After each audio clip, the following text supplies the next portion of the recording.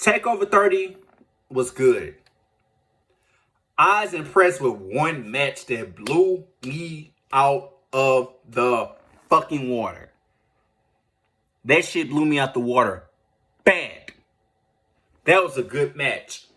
Anyways, I was impressed. I was cheering. I was having a good time in the house. Takeover 30 was good. I prayed to God that Vince and Shane take notes tomorrow when they do SummerSlam, because Triple H, come on, man. You're killing the NXT game right now. All right, so let me go to my sources and look at the matches, because I suck with organization. On the pre-show, we had Breezango, Legado del Fantasma, Arnold Logan versus Danny Burch. Breezango won that match. They did pretty good. I wanted Legado del Fantasma. I'm going to just call them LDF.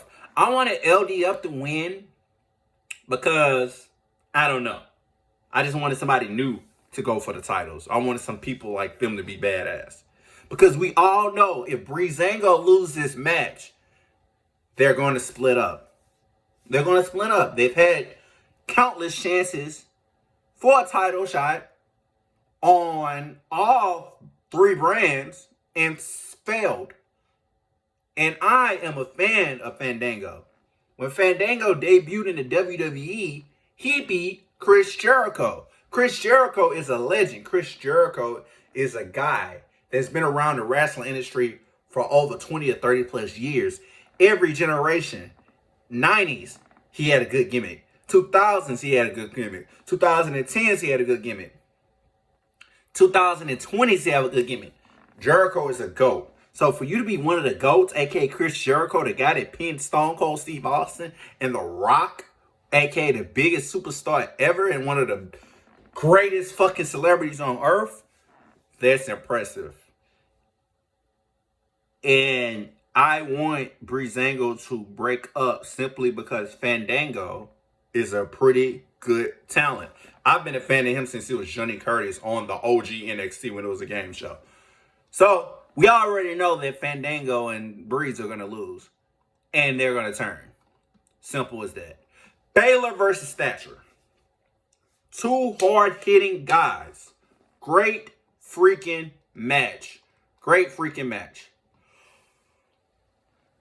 But Thatcher lost the match. And many people on the Twitterverse and everywhere, it's a little bit mixed, but at the end of the day, Balor won. Come on, Balor. Balor's a pretty good wrestler. They said he's undefeated in it Takeover. Like, come on, man. So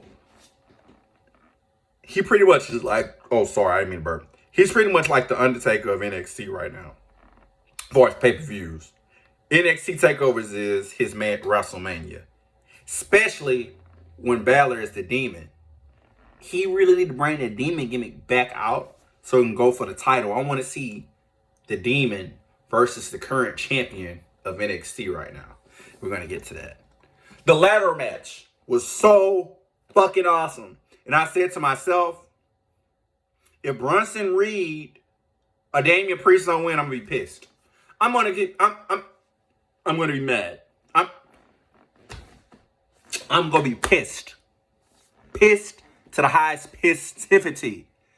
But luckily enough, my boy Damian Priest won the title. And his celebration was so lit. Like, I'm glad Priest won the NXT North American title. He's one of my other favorite superstars in the NXT brand. Now, the match that impressed me a lot, that had me glued to my seat, that had me jumping, had me screaming, had me dumping, ha, was Pat McAfee, a veteran of the a veteran of the Colts. One of the best punt kickers in Colts history against Adam Cole, which is one of the greatest indie superstars ever, and the next great main event superstar in the WWE. That's going to be the next John Cena, next Rock Kicks, next Undertaker, anybody. The greats. Adam Cole is going to be on that list. But Pat McAfee on his debut night?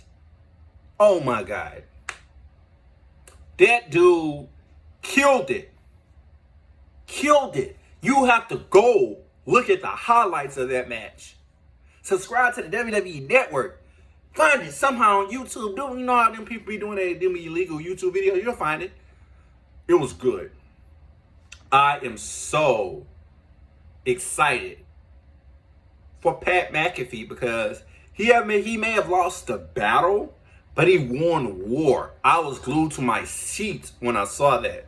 Pat McAfee is a GOAT. And I said it because Cole went for a suplex.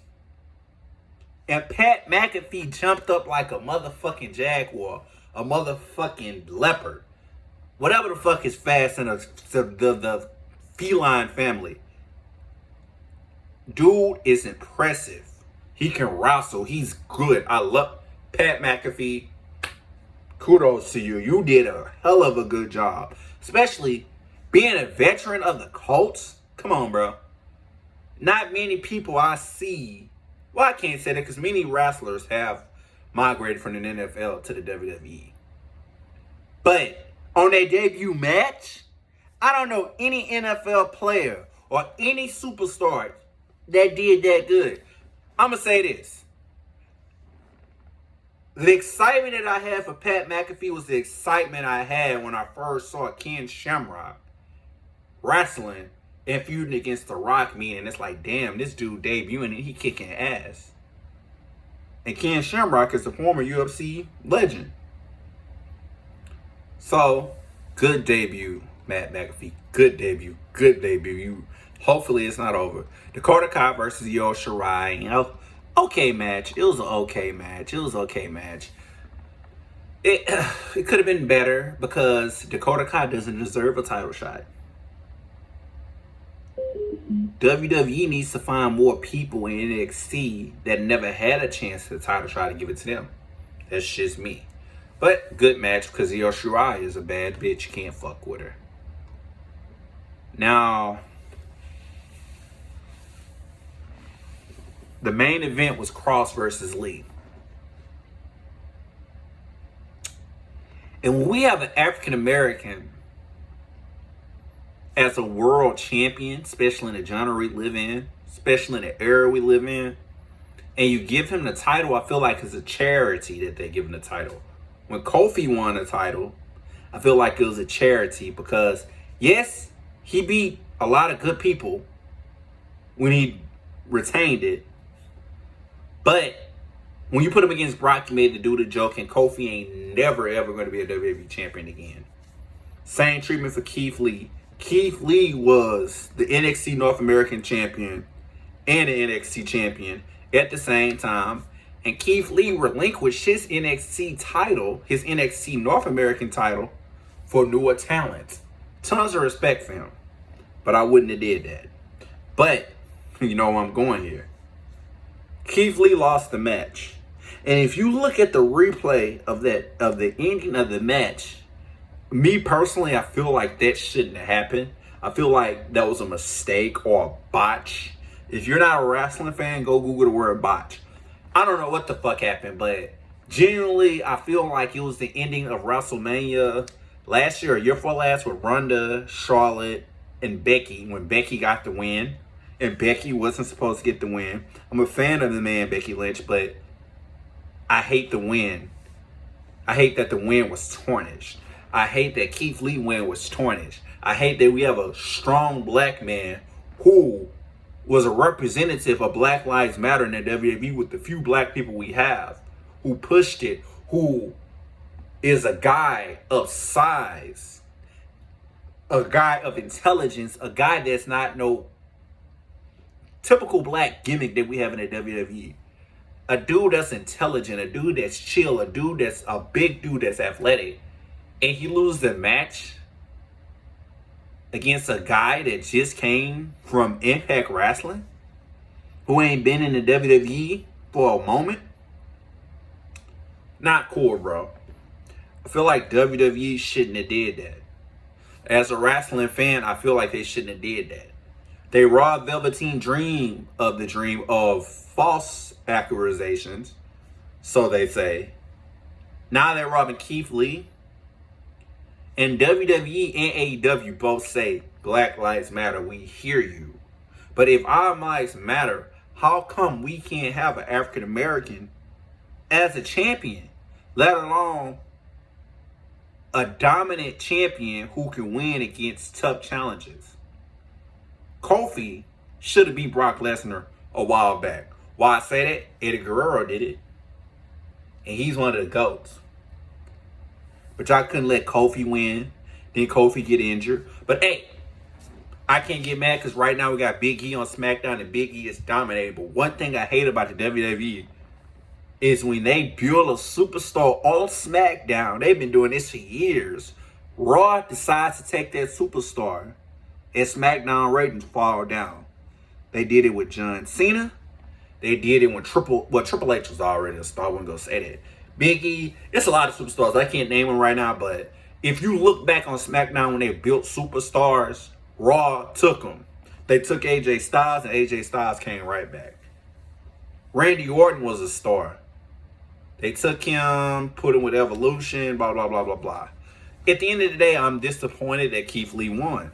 Keith Lee lost the match. I feel like Karrion Kross shouldn't have got that. I feel like it shouldn't have been rushed. Especially for Keith Lee first title defense for him to lose. Keith Lee beat Adam Cole, the longest reigning NXT champion in history. And he lost against Karrion Kross. And I'm pissed that happened. But, again, we're going to see what's going to go on in the WWE migraine. WWE world. It is a migraine sometimes. But that's my WWE review for NXT Takeover 30, which was a damn good pay-per-view. But I hope and pray to God that SummerSlam redeem itself and give us something good. SummerSlam, hopefully the Fiend wins. Hopefully we can get Sasha versus Bayley for the SmackDown title. I hope Bayley retains the title and Sasha wins the title against her. Hope Sasha turns. Who knows? John Cena even made some teases about appearing at SummerSlam. I don't know. Anyways, this is NXT Takeover 30 review. Thank you and have a great night.